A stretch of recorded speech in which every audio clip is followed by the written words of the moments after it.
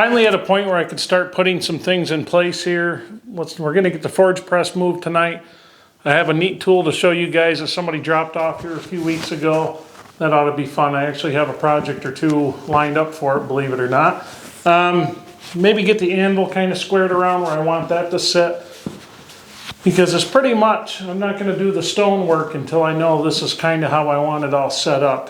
I mean, granted, the hood, there's not too many options for that, but I can go one way or the other with it some more. That's why I haven't drilled the hole or made the hole out the wall yet, because I don't want to do it until I think I have the setup I'm looking for.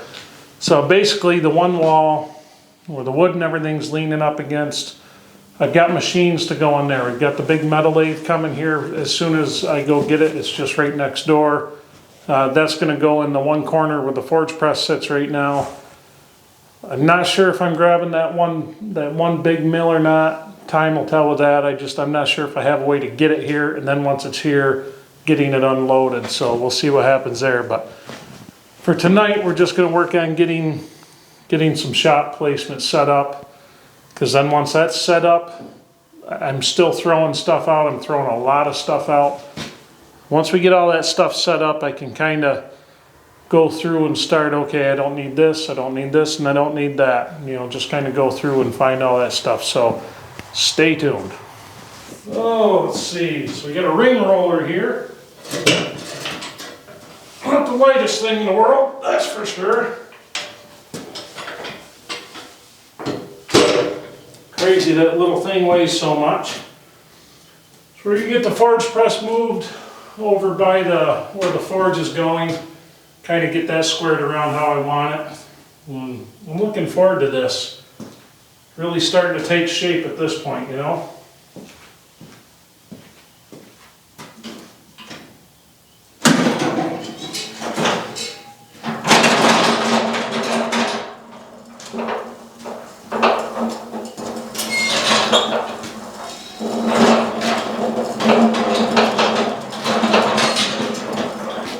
Probably wouldn't be a bad idea to sweep that stuff out of the way. Nothing worse than when your wheels of your pallet jack start hanging up on everything you have on the floor. The only thing about these, even clumps of sawdust can screw you up.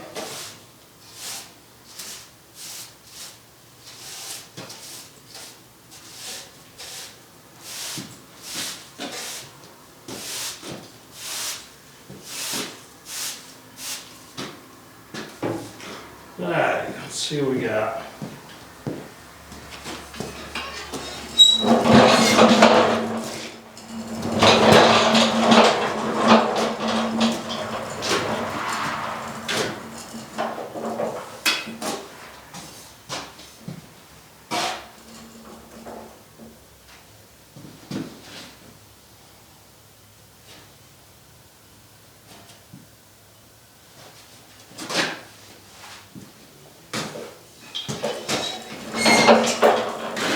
Get this centered a little bit better.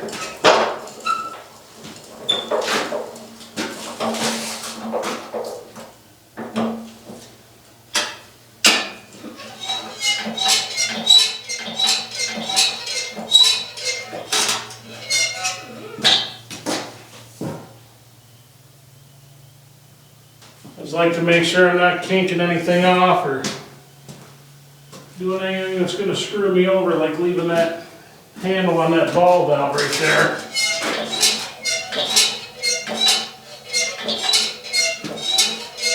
I only need to get this maybe a ½ inch off the floor.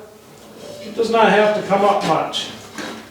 Just enough so I can roll it. That way if this thing tips at all or anything like that, it's not going to tip over, it's not going to come down on me.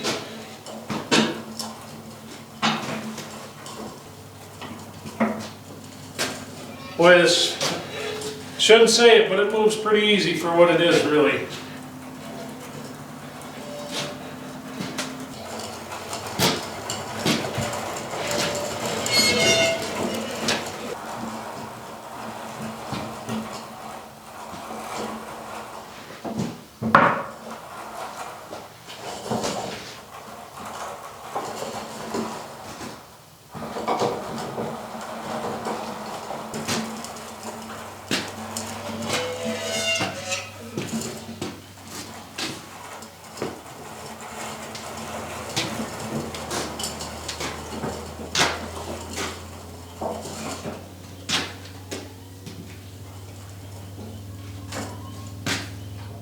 Well, it'd be good to know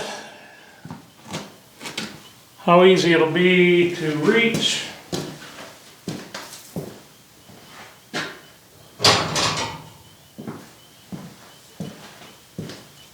How fast can I get from the fire to the press?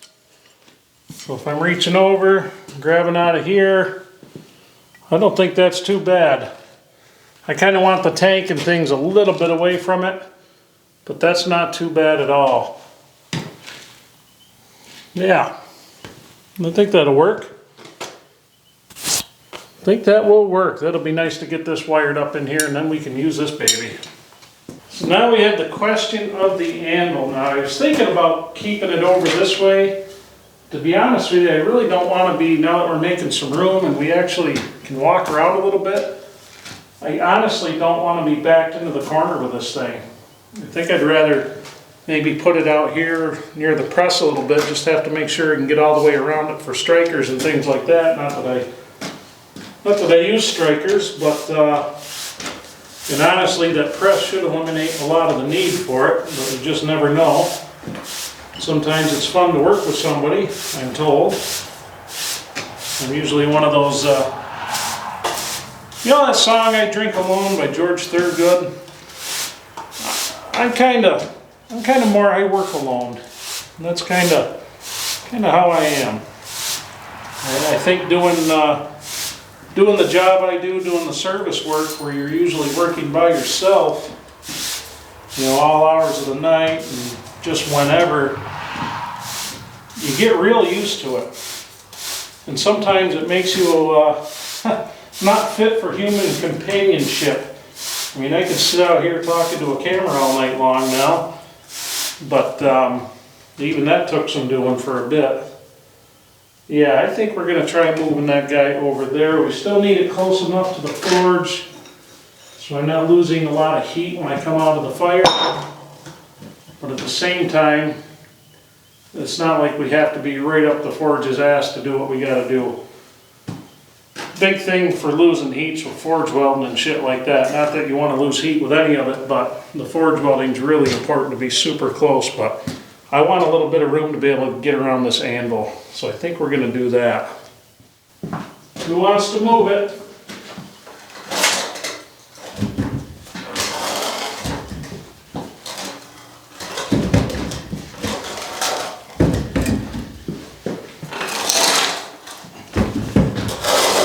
Tell you what, it's really not that bad to move. I mean, this isn't like it's a 6,000 pound anvil. Heavy enough.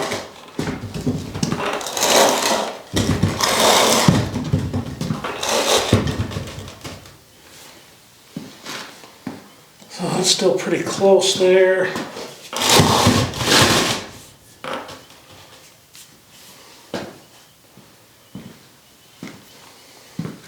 So I could swing the hammer either way, left-handed or right-handed, without any issue. So the direction of that horn doesn't really bother me as much. Some blacksmiths like the horn facing a certain way. It hasn't never really mattered to me that much. I think what I need to think about, if I'm working here at the press with a piece of hot steel and I back up too much and catch that horn right up my ass, I might get a little surprise jump, start a fire in here or something. So maybe we better point the horn of the anvil a different direction.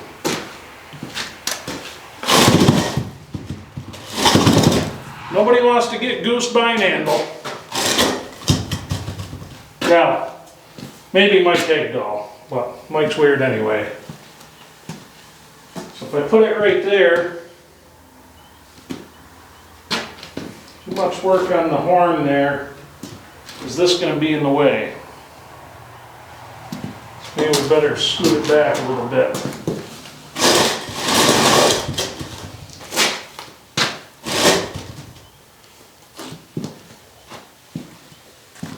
I think that's kind of a happy medium there.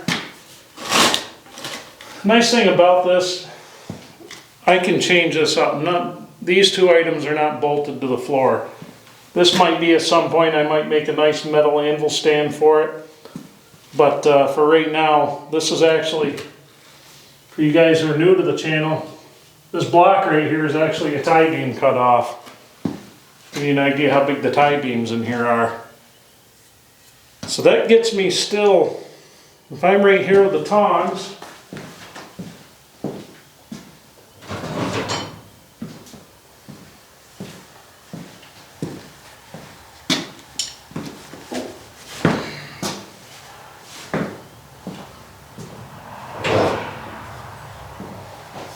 let's see. If I'm here with the tongs, out of the heat, onto the anvil, one step. That's not bad. That's not bad at all. Now a striker really wouldn't be able to work from right here very efficiently. But from here, here, and over here, because this won't be in here, you got all kinds of room. I like that. And right here, once we get this wood out, there isn't really a lot of stuff. Isn't really a lot of stuff that's going to go flying. Hopefully, I get most of the sparks when I'm trying to forge weld. You know that big. Yeah, we'll see what we do. I mean, to be honest with you, the forge press is going to do the majority of our brunt work. That's going to do all our rough forging stuff like that. We'll fine tune everything on the anvil. You know, as far as the tool making goes. Now, it is very pleasant sometimes just hitting on that anvil and not, you know, you don't need that thing to make anything. That's just a convenience right there. That is not a necessary item. No way is that necessary. But for me, production-wise, I want something like that just to make it a lot faster. So if I put that guy there, we're able to come hit that fast. This guy over here, and reach into the fire from right here. One step, half a step, or to the press. And also I can come overhead with my wiring, catch my unistrut right here, come down, drop an SJO cord into a disconnect that will mount on here, up high. I can get a disconnect on here and I'm not having, yeah, I think that might be the way to go. Also too, this hydraulic tank's out of the way of the fire and all that. But most of our hose fittings are on the back side, so if they end up spraying, they should shoot at the wall. Out here it's going to be what it's going to be. I've had suggestions to make sheet metal boxes and shit to put over it, but to be honest with you guys, those will just be in the way of the operations of this thing, and I'd probably run more of a risk of cutting one of these hoses on a sharp edge. So we're probably going to leave it as is. You know, we always have fire extinguishers handy in here, especially when we're forging. They're always right close by to the forge. So yeah. And close up the bathroom door, you know. All right. Well, so far this is where we're at. This weekend, I'm hoping, of course I always make big plans going into the weekend and never quite have the time I need to do them. This weekend I hope to start on the stonework for the forge. We got to still get all the metal and everything out of here. That's not going to get used. We still have the wall lumber. Got to get that out of here. Still making a ton of trips out of here, and the beat goes on. So pretty much I kind of like this arrangement as it stands. You guys saw me testing it out, kind of pretending to be forging over here. I'm kind of jonesing to be beating on my anvil. We haven't been able to in a little while just because so much going on. And then, of course, I got into doing this because, like I said, I need my space to need this space to have the feel that I need, kind of, like I said, lend to the creative process a little bit. But I have had a lot of questions asked how the anvil repairs are holding up. And I tell you what, they're holding up phenomenally. I have no marks on the edges or anything like that. And I do a lot of edge work when I'm doing when I'm setting the handles for the draw knives. So we're pounding on those edges quite a bit, and I've had no issues there. The top is just as nice as it was when I first finished the restoration.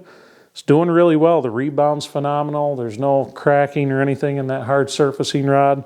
So I'm pretty pleased with that.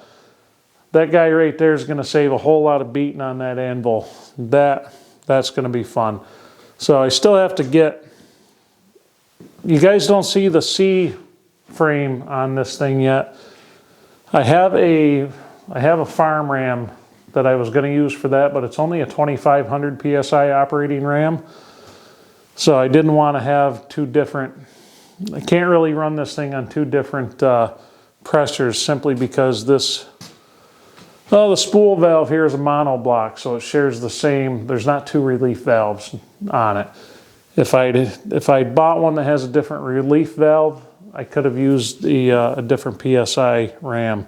But I think I'd rather just go with another 4-inch at the 3000 PSI, and that'll give me a pretty substantial tonnage for a single ram C frame on there. But anyway, I think we're doing pretty well. I still have to move the exhaust fan so we can use that. In all actuality, once I move that, I could always slide our old forge under there and use it, but I don't want to get to it with something temporary. I want to get right at it and get to work in here with the final setup. That's why I'm spending so much time on it and doing a lot of thinking of how I want this to flow and how I want it to work. But anyway, I hope you guys enjoyed this one. It's getting late. It's a work night, and I still have to edit this thing. So I'm going to go in, edit this, and then I'm carrying my ass to bed. So you guys have a good night, and I'll catch you on the next one.